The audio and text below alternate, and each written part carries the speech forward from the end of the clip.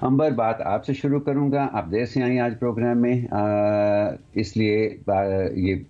ये मैं आप ही के कोर्ट में फेंकूँगा ये गेंद कि ये पहली बार नहीं है कि किसी सियासी जमात की नौजवान क़यादत ने अपने बुज़ुर्गों से गिले-शिकवे किए हों। और ये पहले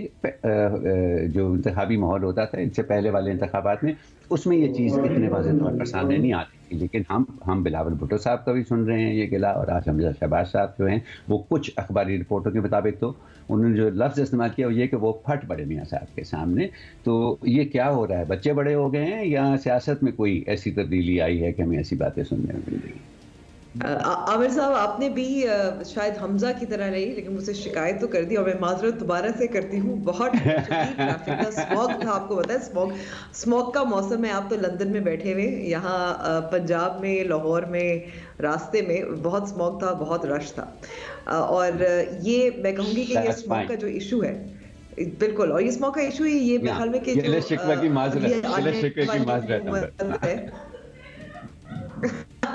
आने वाली हुकूमत है, इनको संजीदगी से सॉल्व करना पड़ेगा, जो अभी तक नहीं हुआ। लेकिन चले आगे बढ़ते हैं। ये जो कुछ खबरें आ रही हैं, देखिए पाकिस्तान मुस्लिम लीग नवाज के अंदर भी जो डिविजन्स है, और इतनी सख्त डिविजन्स तो नहीं कहेंगे, जाहिर है कि बिल्कुल पार्टी स्प्लिट हो जाए, लेकिन ये शिकायत सिर्फ हमजा शहबाज की तरफ से नहीं आ रही, जो खवातीन वर्कर्स हैं उनकी तरफ से भी सामने आई, गुस्से का इजहार किया गया। मुश्किल ये भी थी कि क्योंकि अकोमोडेशन भी करनी थी दीगर इत्तेहादियों के साथ, जो जिनके साथ मियां नवाज शरीफ की मुलाकातें हुई, जिसमें IPP भी शामिल हैं। फिर साथ साथ अंदर एक डिवीज़न होती है कि कौन मरीम नवाज की फेवरेट है, कौन शहबाज शरीफ साहब के ज़्यादा है। तो ये टिकटों का तक़सीम और जिस तरीके से किया जाता है, किसको अहमियत दी जाती है, फिर उसमें ये शिकवा शिकायत और वो ज़्यादा होते हैं। फिर एक और भी वजह होती है कि आप देखिए, मियां नवाज शरीफ बहुत देर से नहीं थे मुल्क में और पार्टी के मामलात दूर से चला रहे थे, तो वो और भी ज़्यादा बिल्डअप हो जाती हैं। फिर जब इस मौके में जब आपका लीडर गायब हो, तो वो उसके साथ साथ आपको ये ग्रुपिंग और भी वाज़ेह हो जाती है, और जो हमें नज़र आई। तो इसकी वजह से आपको हमजा शहबाज के बारे में बात करें कि वो भी सियासत से, जब से उनके साथ ये हादसा हुआ था चीफ मिनिस्टरशिप का अदालत के ज़रिए, और पसंदीदा अदालतों की हम बात कर रहे थे, तो उस फैसले के बारे में भी बात करनी चाहिए, जिसकी वजह से एक हम कहेंगे सियासी अदम इस्तेहकाम पंजाब में ख़ास तौर पे नज़र आया। उनको वो भी साइड लाइन हो गए, और हमजा शहबाज ने तो फिर अपना वो भी किरदार अदा किया था मुशर्रफ के coup के बाद, कि वो उन्होंने भी पार्टी संभाली थी, जेल भी काटी। तो मेरे ख्याल में कि ये शिकवा शिकायत जो हैं, ये उनकी बात बननी भी चाहिए, सुननी भी चाहिए, लेकिन ये और नुमायाँ इसलिए हुए क्योंकि लीडरशिप की एब्सेंस थी, गैर हाज़िरी थी, और मेरे ख्याल में कि ये मामलात को सुलझाने में कुछ वक्त भी लगता है, ख़ास तौर पर जब आपने इतनी अकोमोडेशन आपने करनी हो, जिन्होंने आपका साथ दिया, जो छोड़ा नहीं साथ पाकिस्तान तहरीक इंसाफ की तरह, और साथ साथ आपके इत्तेहादी भी ज़ाहिर सीटें मांग रहे थे। राइट, ये मामला नसीम साहब, ये बच्चे बड़े हो जाने का या वर्क फ्रॉम होम वाली सियासत जो हमने पिछले 3-4 सालों के अंदर देखी है। बिलावल भुट्टो जरदारी साहब जो है वो बड़े ओबीडियंट हैं अपने वालिद साहब के, लेकिन उन्होंने तकरीर में कह दिया कि भी बुजुर्ग को वो नहीं समझते। जब मोहतरमा बेनज़ीर भुट्टो आई थी, उन्होंने भी जो जुल्फ़िकार अली के साथी थे उनको अलग कर दिया था, अपनी यंग टीम लाई थी, तो बच्चों के ज़हन में आता है। यहाँ हमजा शहबाज वाला मामला थोड़ा सा मुख्तलिफ है। उसमें आप देख लें कि जब भी बुरा वक्त आया है तो हमजा शहबाज ने बड़ी कुर्बानियाँ दी हैं।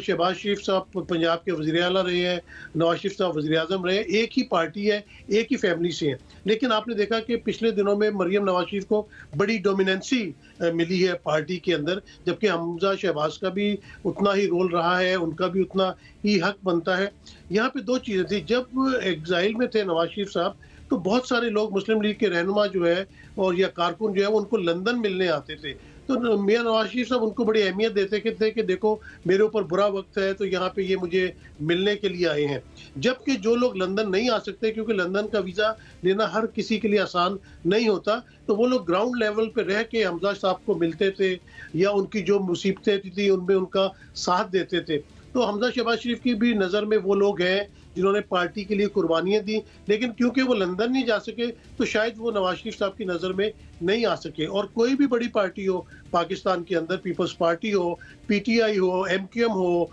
मुस्लिम लीग नून हो, JUI हो, उसमें जब टिकटें बांटने की बात आती है तो बड़ी मुश्किलात होती हैं, क्योंकि बहुत सारे डाई हार्ड वर्कर्स एक हल्के में मौजूद होते हैं। तो इसी तरह मेरे ख्याल से इस वक्त जिस तरह टिकटें बांटी जा रही हैं तो डेफिनेटली ग्रीवेंसेस होते हैं। जो लोग हमजा शहबाज के करीब हैं या शहबाज शरीफ के करीब है और उनको टिकट नहीं मिल रहा, तो वहाँ पे ज़रूर हमजा शहबाज ने बात मीटिंग में की होगी, लेकिन मेरा नहीं ख्याल कि वो फट पड़े होंगे। मेरा नहीं ख्याल कि हमजा शहबाज ने किसी ऐसे लहजे में बात की होगी जिसको हम कहें फट पड़े। लेकिन आपको पता है, हमें भी तो सुर्खी लगाने के लिए या टिकट्स के लिए कोई ना कोई मसाला है, तो वो बड़ा ज़रूरी होता है। लेकिन हो सकता है में लहजे में ज़रूर की हो कि तैयबू या चेयरमैन साहब या प्रेसिडेंट साहब इसमें देखें कि कुछ लोगों के साथ ज्यादती भी हो रही है। हो सकता है उन्होंने सवाल उठाया और मेरे ख्याल से सवाल उठाने भी चाहिए। और यंगस्टर्स ये बहुत ज़्यादा फील करते हैं कि शायद अब उनका वक्त है और हमारा वक्त ख़त्म हो गया है। जी आमिर भाई। राइट नसीम साहब, लेकिन मुझे इसके अंदर एक सेहतमंद रुझान भी नज़र आ रहा है। और जहाँ मुश्किल थोड़ी सी मुझे सीनियर क़यादत के लिए नज़र आ रही है, वो ये है कि जब आप खुद बराह रास्त अपनी पार्टी के अमूर नहीं संभाल रहे और आपने ये जिम्मेदारी दूसरों को दी है, तो सियासत एक ऐसा खेल है जिसके अंदर लोगों की वफादारियाँ जीतना, उनके दिल जीतना, उनके दिमागों में अपनी जगह बनाना, उसके लिए मुस्तकबिल के वादे जो हैं वो भी एक बहुत बड़ी अहमियत होती है। उसके अंदर एक पॉलिटिकल वर्कर जो है वो जहाँ अपनी पॉलिटिकल कन्विक्शंस की वजह से अपना काम करता है, किसी सियासी जमात के साथ जुड़ता है, अपनी ज़िंदगी का एक बड़ा हिस्सा उसको देता है, वहीं वो इस उम्मीद पर भी ये काम करता है कि कहीं ना कहीं उनकी खिदमात को एक्नॉलेज करके और उनको भी वो मकाम दिया जाएगा जो कि आमतौर पर एक ख़ास किस्म की लीडरशिप या पार्टी के अंदर भी एक ख़ास तबके के लिए ही मुख्तस होता है वो। और अगर ऐसा नहीं होता और अगर वो वर्कर जो है वो समझता है कि नहीं, उसकी तमाम तर कुर्बानियों की वजह से उसको नज़रअंदाज किया जा रहा है, तो वो क़यादत जो पहले दूर बैठकर पार्टी के अमूर संभाल रही है और इसकी जिम्मेदारी उसने मकामी तौर पर कुछ लोगों को दी हुई है और फिर उन लोगों की बात नहीं सुनी जाती है, तो जाहिर है कि इस तरह के जज्बात उसके अंदर ज़रूर पैदा होंगे। लेकिन अंबर, ये ऐसा क्यों होता है सियासी जमातों के अंदर कि आपको जब ज़रूरत पड़ती है तो बिल्कुल आप किसी को चीफ ऑर्गेनाइज़र भी बना देते हैं, आप किसी को बड़ा सीनियर ओहदा भी दे देते हैं, किसी को आप वज़ीर आज़म के मनसब तक पहुंचने के लायक भी कर देते हैं, लेकिन जब आप वापस दोबारा पार्टी अमूर को संभालते हैं तो फिर ये सारी चीज़ों को आप मद्देनज़र नहीं रखते या आपके जहन से निकल जाती हैं और आप दूसरी किस्म की पॉलिटिकल एक्सपीरियंसेस का हिस्सा बन जाते हैं। तो मेरा ख्याल है ये, क्या आप इसको क्या कहेंगे कि एक सेहतमंद रुझान है कि पार्टियों के अंदर से बुजुर्गों के फैसलों को चैलेंज किया जा रहा है, या ये बुजुर्गों के लिए लम्हा फिक्रिया है कि उनको गौर करना चाहिए अपने स्टाइल ऑफ लीडरशिप के ऊपर भी? जी अमर। मेरे ख्याल में कि ये एक डिबेट, ये पार्टी किस तरह से चलाई जाती है, किसको ओहदे दिए जाते हैं, टिकटें किसको दी जाती हैं, ये क्योंकि एक या दो लोगों के ज़रिए होती है। मैं ये नहीं कहूँगी मुशावरत नहीं होती है मुशावरत, लेकिन क्योंकि हमें मालूम है कि इंटरनल डेमोक्रेसी तो किसी भी सियासी जमात में नहीं है। जिस तरीके से बाहर के ममालिक में इंटरनल इलेक्शंस होते हैं और फिर सदर का जो उम्मीदवार है, अभी अमेरिका में इंतखाबात होने जा रहे हैं 2024 में पाकिस्तान के साथ साथ, और आप देखिए कि किस तरीके से state by state internal elections होते हैं रिपब्लिकन पार्टी के अंदर, डेमोक्रेटिक पार्टी के अंदर, वो उससे होता जाहिर है फिर यही है कि फिर ये फैसले कि एक तो लोगों या 3-4 लोगों या अहम लोग या ख़ानदान या एक शख्स उस पर नहीं होता। ये पार्टी इंटरनली ही डिसाइड करती है कौन बेहतर उम्मीदवार है, और ये उनकी मकबूलियत का एक जाहिर है एक आपको इशारा भी मिलता है, और साथ साथ मेरे ख्याल में कि उस पर it's just better like that. लेकिन ये जो आपने बात की कि पुराने तरीका जो कार है, बिलावल भुट्टो जरदारी ने थोड़ा सा ये इसकी इब्तिदा भी की और पब्लिकली भी की, इस पे वाकई गौर व फिक्र तो करनी चाहिए। और हमजा शहबाज की शिकायत, क्योंकि इतनी वफादारी उन्होंने उसका मुजाहरा भी किया, ये उसकी कड़ी भी है और उससे अलहदा भी है। जैसे मैंने कहा, क्योंकि सब पाकिस्तान मुस्लिम नवाज, क्योंकि जो बिलावल भुट्टो जरदारी साहब बात कर रहे थे सिर्फ एक इंटरनल पार्टी स्ट्रक्चर्स की तो नहीं बात कर रहे थे, वो ये बात कर रहे थे किस तरीके से जो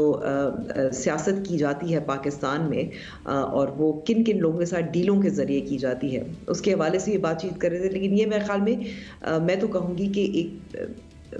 रिबेलियन तो नहीं कहूँगी, लेकिन जाहिर है एक शिकायत ज़रूर है और उस पर लम्हा फ़िक्रिया, जैसे आपने कहा, मुझे लगता है कि ये है कि वक्त आ गया है कि थोड़ा सा अब आगे बढ़ें। अगर सोशल मीडिया का इस्तेमाल या मीडिया का इस्तेमाल बदल गया है, मेरे ख्याल में कि बहुत सारे मामला जिस तरीके से हैंडल किए जाते थे, ये अब वो वाला तरीका शायद चल ना पाए, कुछ साल हो सकता है, नॉट अल्टीमेटली। सो यस, लम्हा फ़िक्रिया है।